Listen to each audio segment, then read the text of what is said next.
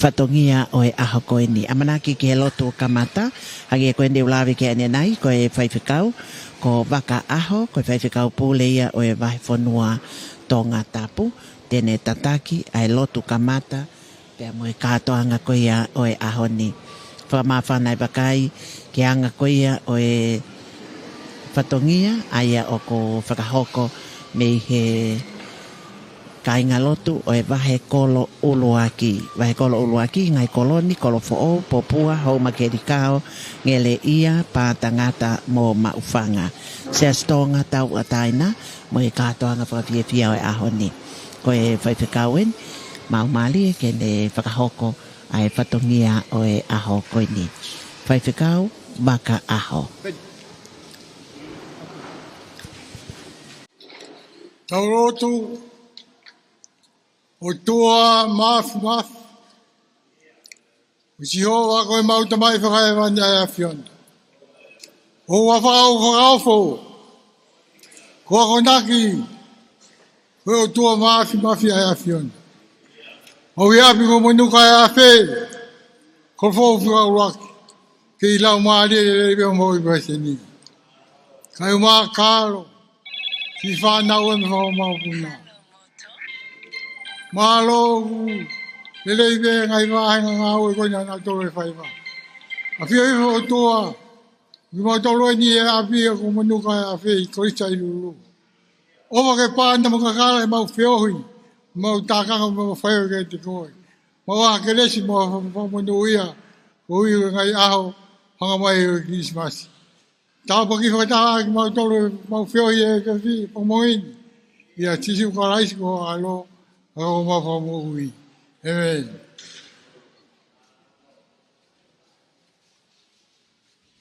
Maro, e taupolo kalama, au hoka ki he lea taitari whaia he share committee nukala whauraki, whaia e lupeni.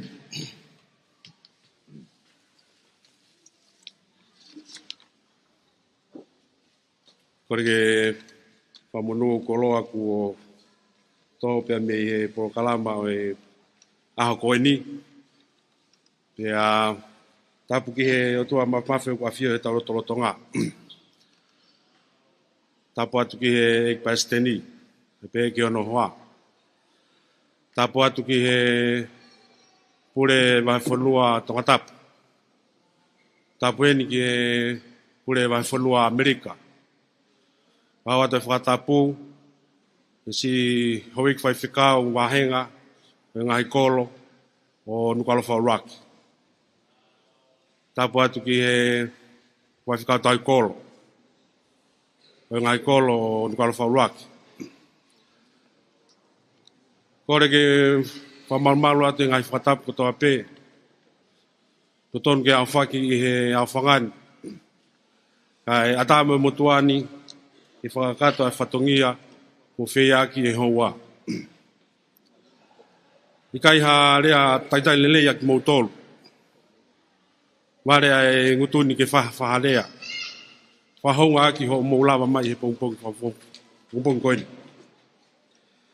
Ka kumau haka he lang kua tau, pata lago tu, I lau maari e tatai pasteni. Mea mai he aho koe ni, ko kolo aia ki nukalo whauraki. Ke hoko ko e whalanglangi ki he mau whaiwa whatonga I he aho koe ni. Ke mo waka ia e mau ngahi teuteu ko whakahoko. Ke au kia ai whamalo pe mo kolo ia, o whonga atu. Ai whanau wako kai pehe ki whanau lautohi. A wahe nukalo whauraki. Ke au wata I pehe whamalo, whakakato atu ki he whakau pule, mai whanua tonga tapu, ka pege mai whanua Amerika. Sio ek whaiwhikau, mo si tuku taimi ka mo mea mai. Koe wakaia, pe mo e poupou, ai whaiva, ai whanau lautohi, ka pege whanau wakwako, ai nukalofa uaki, ko e whotutu na e whamohi mei ulu, ki e aho koe ni, pe au ku iai a whakamalo lahi. I e tau lava mai I ako ni. Wata whamalo lahi ka tek mou tolu whanau ako, ka peke whanau lautohi, o ngahi kolo ko ia wahanu kalo whaulu aki. Mo lava mai he ahoni, mahino ai anga e teu pe mo e pou ki he tau ngahi whaiva, whakatonga pia pehe ki he ngahi i whotutu ko toa pe kua whakahoko, o uhinga i e tau katoa i he malari e aha koe ni. Kutui mahalo ko e aho ia ku mo wastau kei mo tolu, pia mo maheni ki ai. Ko e ngahi polokalama kua whakatutu he komiti, kutui mahalo ku o maulele pia watpe, ai kore whamore lahi atu, whawharanglang, kai pehe ki si hoi whaiwhikau. Ang whewhea anga whakatutu e polokalama o e aho koe ni, ko e si toi pehe ki whanau, ko ki komiti a unau whakatutu e polokalama aho koe ni. Ko e whanau pehe tau whanau ako. Pea kau pe kia pe mo toko ni mai ai kau whai whikau tauhi. Ki hana whotutu e tawangi po kalama ki aha koe ni. O whio ato ai pe heni, ai whamalo lahe tau ke wika ki te moutou kotoa pe, solo pe mo e vulangi, tau kau whakataha i he po kalama o aha koe ni. Pea, ko whio whawhofo ngātu ai pe, ai tala monu, ki he wheituna whawharanglang, pea me he whawhawhonga i atu a whanau potunga o ako, pe he ki he whanau lautoi whasapate, koto ai kolo wahe nuka lofa uruaki, umau o atu, ai tala monu ke wheituna ofa ke mau a Christmas whiwhia, pea mua tau whoou monu ia. Whakakato atoi pea ngahi tala monu, ina si atu ai e tau pule vai whanua tongatapu, pe he ke vai whanua Amerika, katoa ai hoi tau kai koka whaiwhekau, o tau kolo nuka alofa olo aki, ai tala munu ko ia whawhonga i atu, ai whanau. Ko ia ku pehe anga e lea, ne velewa e malanga, kai tatau atu. Malo. Ko rea ke tau ai maha paspas, rea taritari maha whana nai whai he sea e komiti. Ko toka tau taritari ke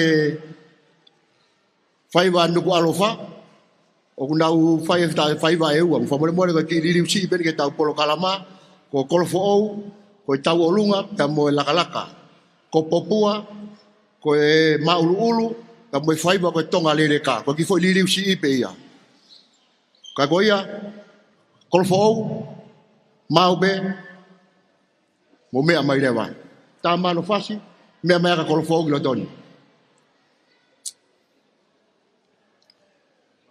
Whasi e whaiwa kolofo ou, o si whatutu mai whika uaia mei tua. Tau hoko le reipe. Maria kolofo ou. Aia, koe whaiwa a kolofo ou, koe lakalaka aini e kamata aki, koe lakalaka. Tah mala e ke ahoni. Unu mai pe. Koe whaiwa, koe whaweni a e saluni mafi ka kone sipikia. Hau ata funga ste isi lai de fica tolu.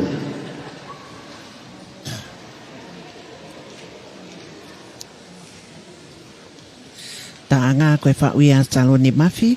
Pea, oke ai tifo ke ai lawe i koe whakahaka, ko toni siale me kanokupolu. Pea na e whakahoko fōki o tokanga i ai peia e vea toke. Koe punake, koe whaiwa koe ni a kolofo ou, koe tauhi ako, kai umaafo ki ai pole, o kone tokangai kina ai potngawe ako,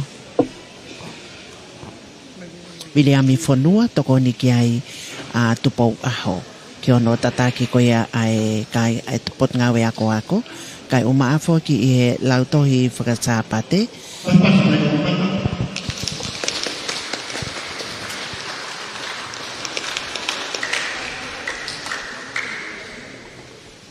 Whawhawhaiwa kai ki he teunga tau olunga, pea pehe fōki ki he whaiwa.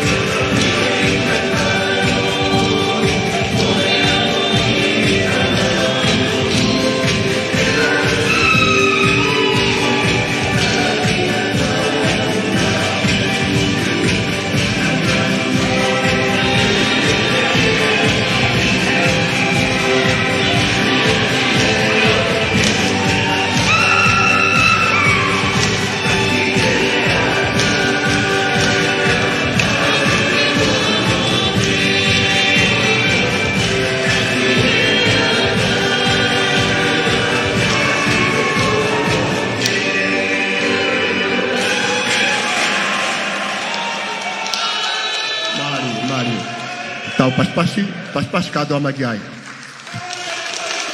Teu ke laka.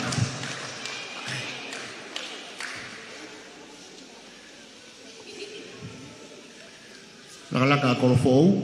Fau ia he ofisa ko saluni mafi. Ko ne hiki atu tapu pe moia. Ko fai vai he no.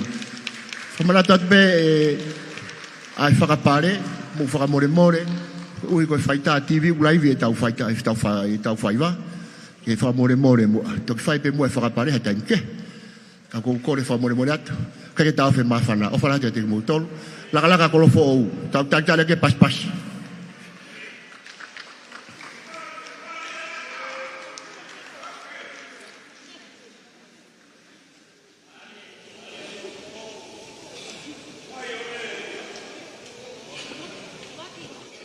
Nak mai mune kolo aku ka te au.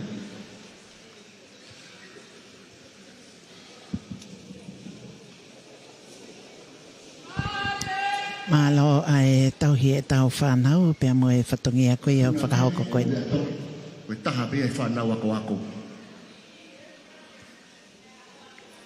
Una ke laka kolo fo ou. Tō taha ko vea toke. Taha pe e potungai ako. Ko ngā koe au e taanga tapuange mo hau e whanua o whakamalu alalo mo uta. Mo hou e ki o haha ona ke i whakamau e fue tupoa.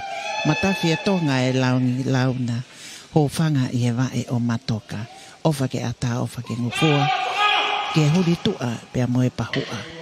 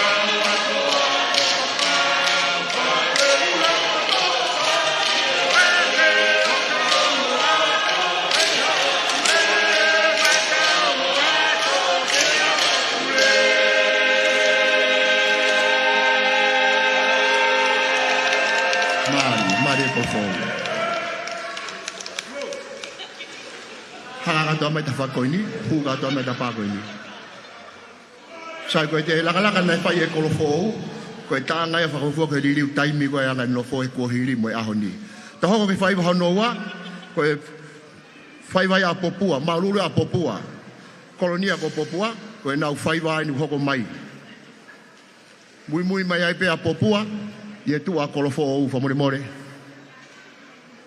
fa vai e wa popua ko malulu pe mo tonga le reka fa more pe fa langi ko e malulu a popua e fa langi o ku kau kai sia se tolu sia si we siriana ta me sia si otonga pa mo ya ko ako pa ko no fa ilonga na te unga ko e sia tonga ta bataina ya ko ako blote fa pate o ku na ulanu mori po tunga ta lawo pa mo blote fa pate we siriana ulan plu pe ako po tunga ta lawo pa mo e blote fa pate sia si otonga o na ulanu ngenga na ta e na fa iba he ka toanga e sia si otonga i he wike ko alu o kuna ngā e whakata. Ta koe whakamuia ki tau ngā e whakata. Whitoko ni ake ngai siasi.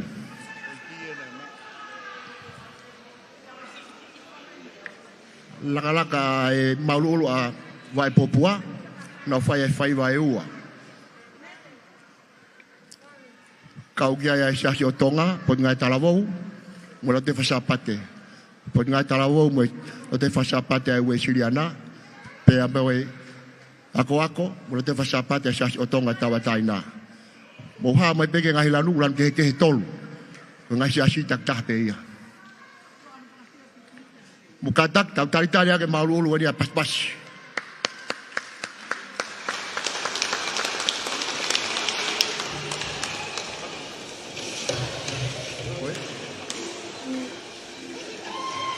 ko tia de kumba we ni ka pa bu ke ko ki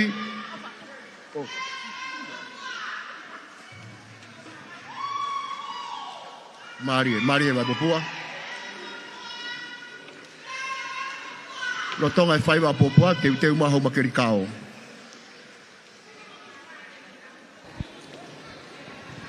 Maria popua. Tola hea pito e kau whaiva.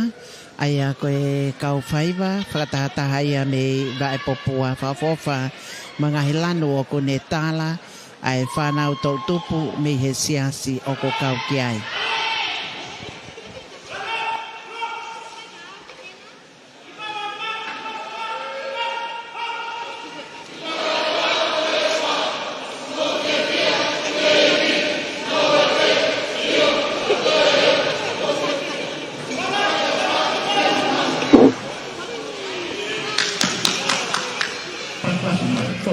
Pas mai.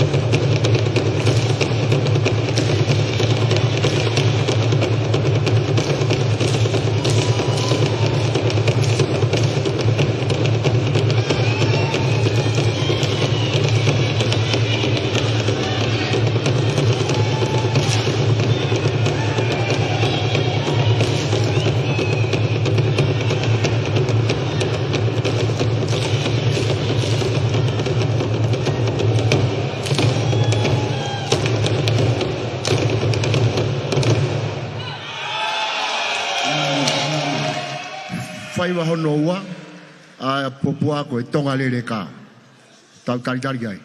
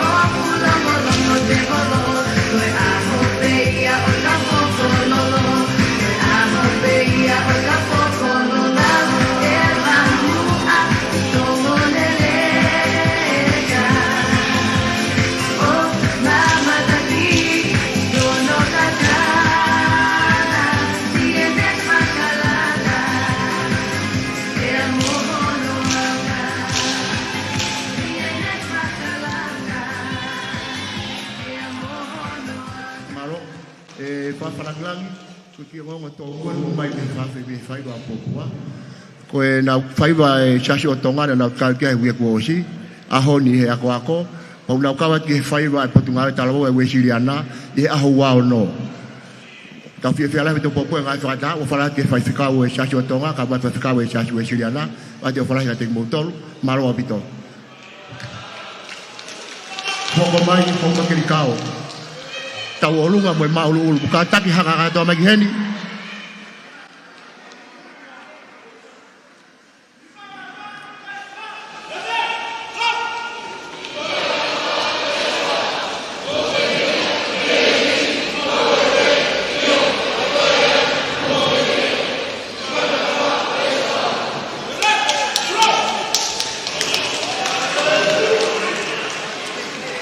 tu ata whako ini wha more, mo mea mai hele. Hoko mai a hou makerikao. Tau taitare hou makerikao ke pasi. Tau olunga, mo e maulu ulu. Malo. Malo.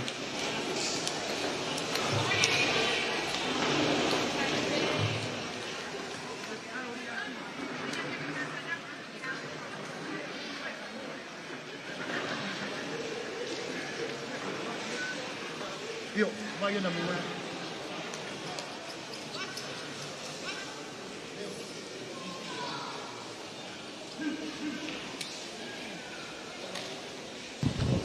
O ko maumali e pe ai ngahi whaiva iai pa mo e teu koe hi koe mauha vai mau e ngau pito ia he tūkunga o e mawhana ea pe o ko toka mali i hono toka ngai kina me he komiti o nau toka ngai ai polo kalama koe ni ai wahe kolo ulo aki. Taimien tau olunga pe mo e maulu ulu. Me he tawhaki whakahahake ai au ko teu mai ai kau whaiva koe ni a houma keli kao. Mea mahu inga ai ngau e whakataha ai whaiwhekau e wāhenga pea mo e kau maulakanga i he pot ngau e ako kai o maafo ke alau tohi whakasāpate. Whawhiawhia wakai ke tau longai whanau ahono teu i ke nau tolu i he ngai whaiva whakatonga i he ngai taanga i ngai wholahaka kai o maafo ki i he teunga.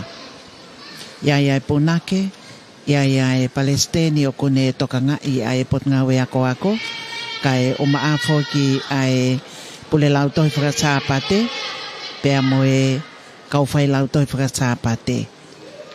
Na e ki ke hange whoki a popua e nau ngau e aki mai koe ia ai nafa ko e talamu ka koe ne o ko mahino pe ne whai ai whatungi a tatau. I he taim tatau pe kau pea mo e whawelewela whakahoko me he kaulangi tua ka koe mātua tau i whanau pe. Hou makeri kāo e ni mo e māulu olu. Pea kai mo e tau olunga.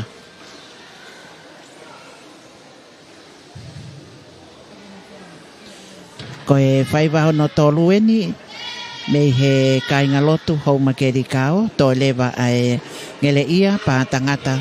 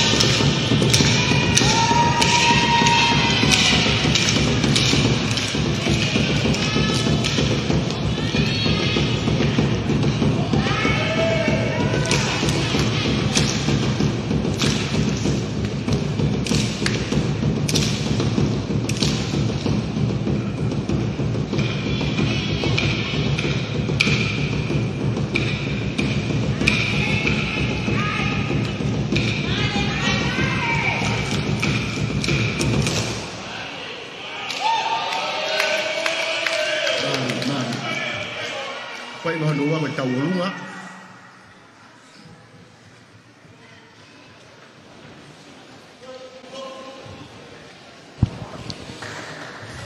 Aia koe lautohi whakasāpate pea moe mā ulu ko ngalahi o ki nau tolu pou mai e he mātua tau whānau koe uhi koe whaiva koe neok nau whakahau ko whawhawhau pito nau sislausi on maaho nau kahoa kakala kai umafo ki ai tekteki fulufulu i moa koe whaiva whakatonga whakahau ko atuia i he polokalama ai pot ngā wea ako mo e lauto i whakasāpate se astonga tau ataina wa he kolo uluaki. Ai ako nuku alofa tau olunga toko lahieni ko makeri kao.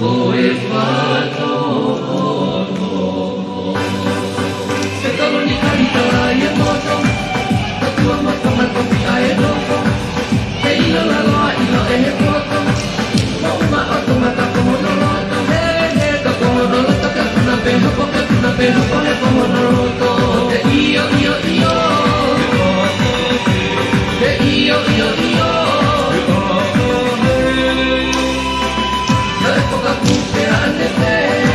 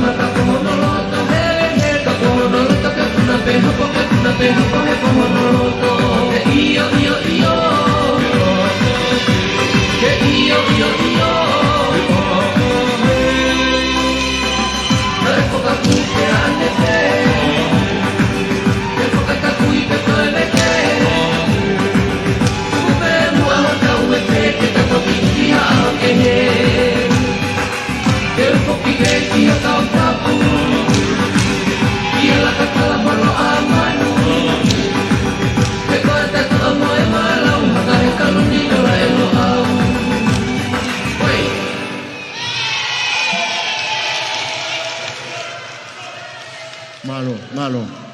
Malo huma kelikau. Kata ke o fo mai hen. Ai ko e kakato e whai wa tuk mai me he siasi. Fai ai mahenga ngeria. Una ula fai e tau olunga, pe tok maulu ulu. Pomole mole pe e whawharanglangi, ko e tau olunga ko ni ko e whau fo'ou, ko e whau ia taha e whautunga ko ako a ngeria, ko e whau nai whau ki e siuperi koura a whare masiwani, ka ko e toki ia o mai utaki mai ene foi whau, ke tau olunga i he ahoni. Kamata ke e tau olunga, mahenga ngeria. Ki pas mai i taitaria ka ngeria e kolfou, ki pas mai. Ai ko e pot ngawe ako mo e lauto e whakasapate angele ia. Au ia ko e tau ako tō mai langi whanua, pe au ke ai pe mo matangi palaki. O ko e pule lautohi loto ngā wholau, ka o ko tokanga i pe mo whakakato e whatongia e whaifekau, apten ko kalabi. Taha ia e ngai whau, taha e whanau ako angere ia, nai whau ia ke siuperi koura, ke ka koe tok whau mai ne foi whau, toki lava ni ono whakawhase i wake ko o si. Mari ngere ia. Tem ta tau pe ko e tau wai o mau tai totongi, ko e tau rai bebe, ko si o pe ki ai whau ki e mila. Tōla ke mai me tawha ki whakahahake, ai a koe kau whai vai a ngele ia. Ange koe ne whai e lawe ki ai, ai mahu inga koe e ngai whepopo waki o whakahoko e he whai whekau, kai o māwhua ki ai kau maulakanga, toka ngai kina, a e tau whanau i he ako, koe tau tupu ia, kai o māwhua ki e lautohi whakasāpate. I he katoa ngā e whai wa whakatonga, o ko o mai ai e ngahi taanga, ai taanga nai whao ki he katoanga mo whakailonga i e makamaili o e siuperi koula e siasi ko tau situa ki ai, ka o ko kei puke o whaiwa ia i he katoanga ko ia o e ahoni, ko e mā ulu. Kau leka wana lelero i olunga mu kātaki. Ia i whoki pēr mo e lawei, ko e ne kakato koe ngele ia, to rewa pātangata mo maufanga. O ke ai pe whoki ai whaiwa whakatonga, whakahoko ia e ngai wāhenga. Toko ke he pe ai wāhenga koe ni nuku alofa ai au tau kau whakatahai i he haua koe ni. Ko e whanau whiwhine o nau tau olunga, ko e toko hongo fulu. Pea o nau teunga mai pe i he teunga whawhawhau pito. Ai wakai ko ia ke ngahi tataki o whakahoko he punake. Kai o maafo ki i he... O mea mai peko e punake e nutu i mua koe ni.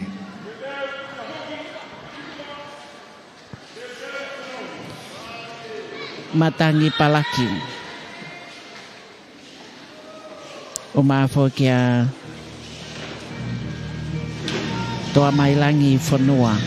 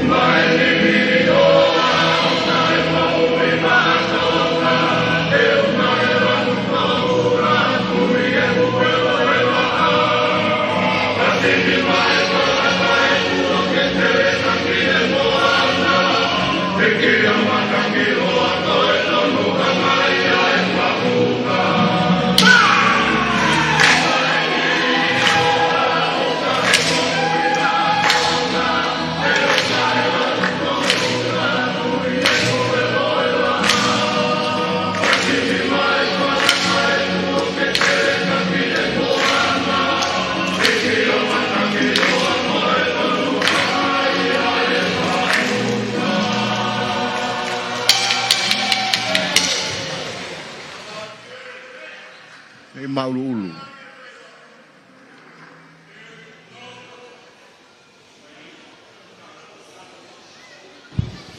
Kakato ko ia ai whaiva tau olunga. Ai a oko iai ai lawe. Ui whaita e whiriche tiu tu i olunga. Pake whe mau ke mure rau fulongo a mai ke mau tolu. Koe kakato ai tau olunga. Koe ma ulu e amana ke hoko ki ai. Ai a koe whanau lau toi whakasapate. Pe whoki ki he potngau e ako ako. Ke whanawhanofo mai ai kau whaiva. Ta tau pe i he whanau whiwhine, toko lahi au pito. O maa whoki e tau whanau tangata. Mau mai pe amo e nafa. Kai o maa whoki ai punake. Whaiwhekau. Kai pe whoki ki he kaulangi toa. Whaiwhekau apten ko kālavi. Oko iai o wheina koe vi koe pule lau tohi, o tonga wholau, ka ko toko mai pe ne whalala mo e amanaki. Ai ngawe lahi kua whakahoko he tau koe ni ono toka ngai kina e sāpat katoa pe ai polo kalama, ai lau tohi whakasāpate, au ke kātoanga mo no whakailongai, ai mahina e whamili i me, pe a hoko mai ai ki he siwi lau tohi whakasāpate.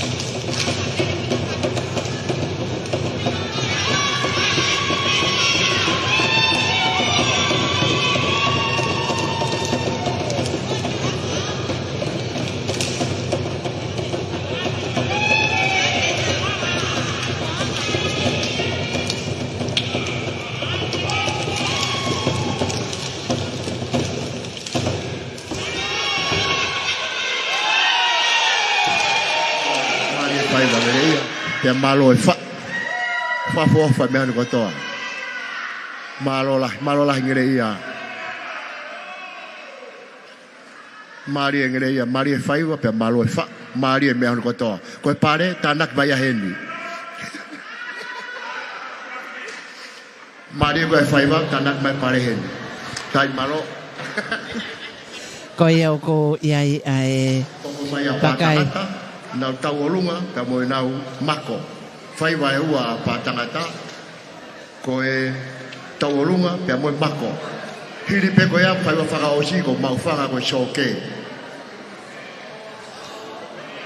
pa tangata fa fie pakai ko ia ki he longa whanau tana fai wa fita fonua ko e tahapakia ka ofisa me he whamafola lea tonga o ko ia fia ko e kainga lotu e se stonga tau ataina whetā kinima i ono tau hio e whaiwa whakatonga peo whakahoko i he tau kotoa pe ka ko e tauni whakawāhenga ko e wāhenga nuku alo whaeni o whai whatongi atu ai komsoni whamafola lea tonga o ko ia whoke ai lawei ai longa i whanau iki tau pe i he tau ua, tau tolu, o au ke te nau tolu i he lau tohi pule anga, pe koe ako loto tō mo i kolisi. Koe au ko wakai, whaiwa koe ni a...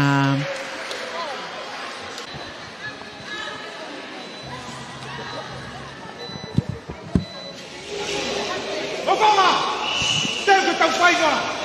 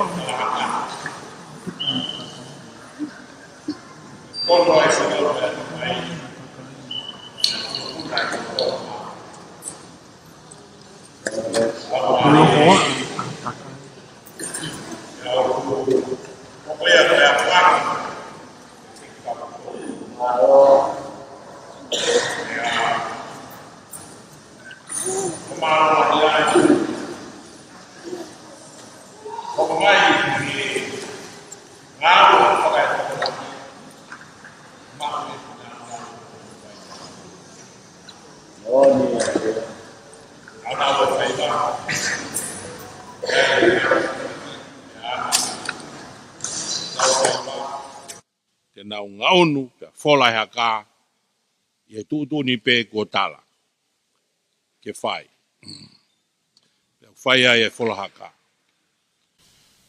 ko nau ia o ngawe fai taha fai hangawe te angi pe tak pe be mo api ako ke ye pure ako ka fai ako ye mo fa na wako pe ko pauleva ke na ngawe fai taha ki hono taumua ai ko fa'u he puna ke pe ko taumua e ako ke lelei ai ako fai atamai ko na wen na ustongani pe ki mu au te ki hake mai ai lo tuia ki tongani ngai faiwa whakatonga o hange ko ia kumo ia i pe ko konga ko ia ke no rea whakapalangi ko ke administration mono whakalere koe o ha mea whakae tokolahi na e o si hen pe. i he whaiwa. Ka kamatarea ke ne mawhā mo ne alu, ke ngahi imisi kehe, i he whakako whatongia. Pehere vai anga ngāu e whaunga o māma aia oktau iai. Nai toki osini ato e whiri o e paremia o tonga, tuu ke whai no whatongia o hange ko e tangata o kupunake, o taki moangi.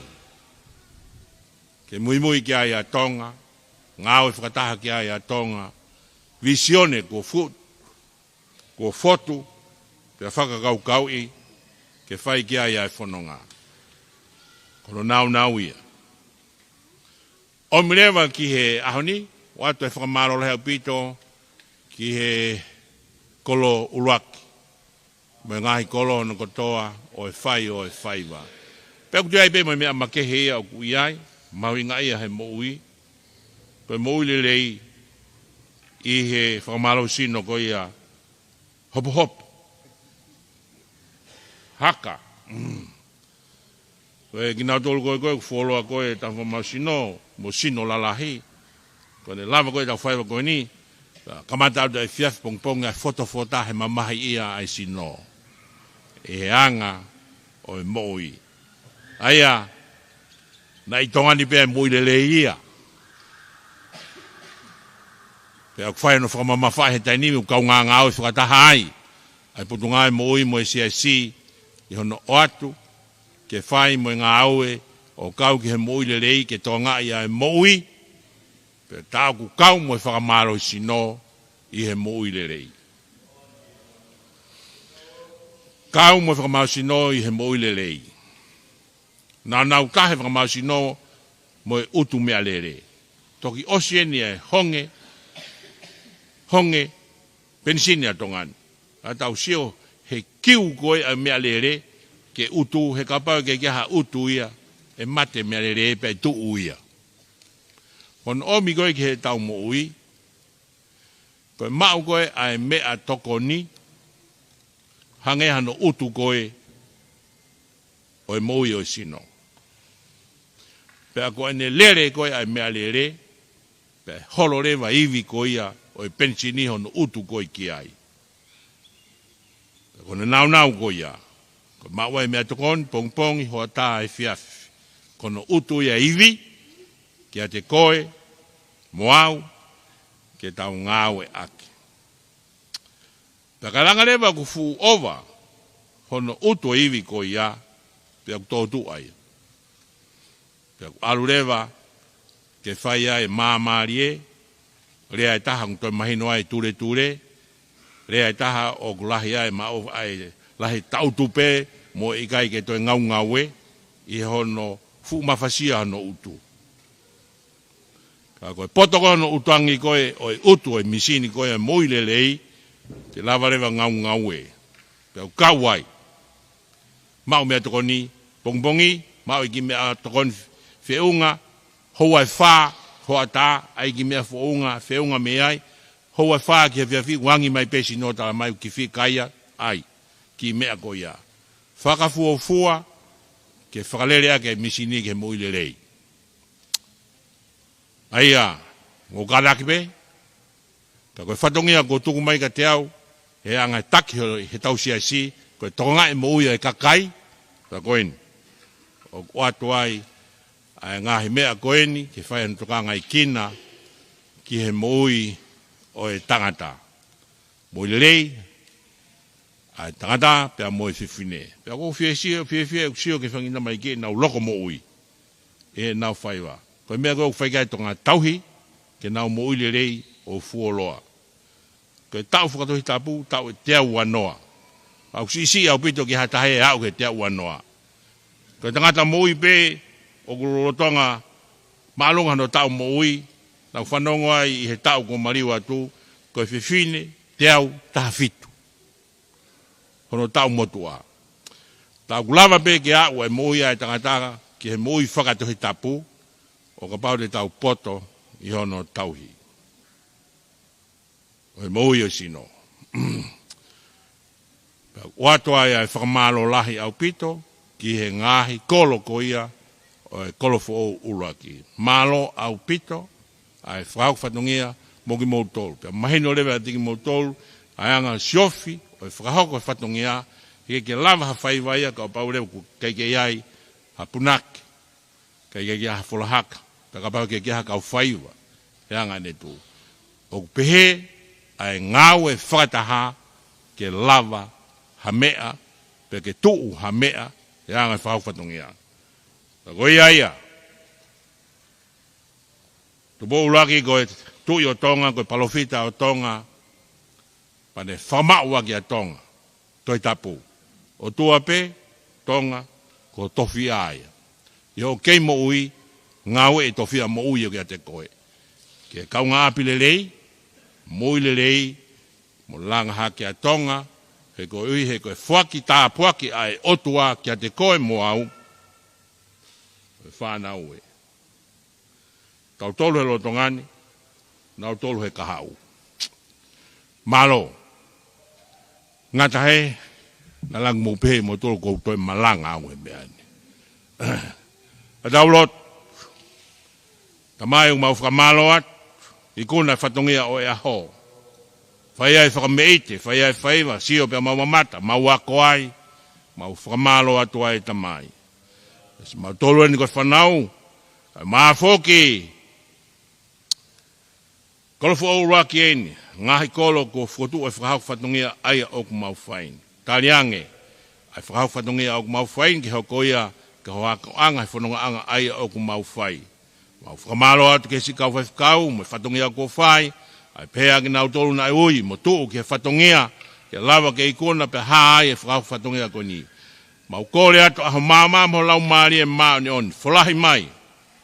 Ai nau, o e ilo, ke makato ngai e whetau taulaki ai, e mau tauhikau ngā apirerei, i he moui koe ni ki he kaha ona, pe hoko ai ho pure tau e ia, tu tuku ai moui.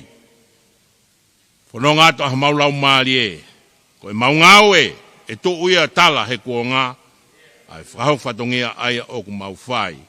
Ia sisu kalaisi, ko mau whakamo ui e meni. Ko Eklesi o tau eiko sisu kalaisi, mo e ofa e toka tamai, wheo lau maare manoni, o ngahi alofa, mo ngahi tāpoki, kia tingi mau tolonia, tutuku ia mo e whakatahani pe o na heri, ka e whaere peo ta e ngata e meni. Amen. Malo. Malo. Whakapapa. Tolu. Hipipi.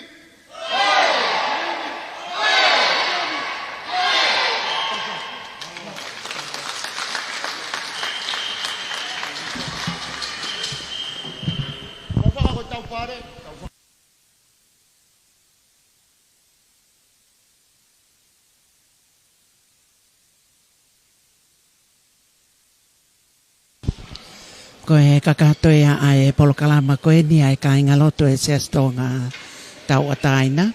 E wahe kolo uloaki. Ai ana e ai ai ngahi kolo koe ni ke whakahoko ai polokalama whaiva whakatonga.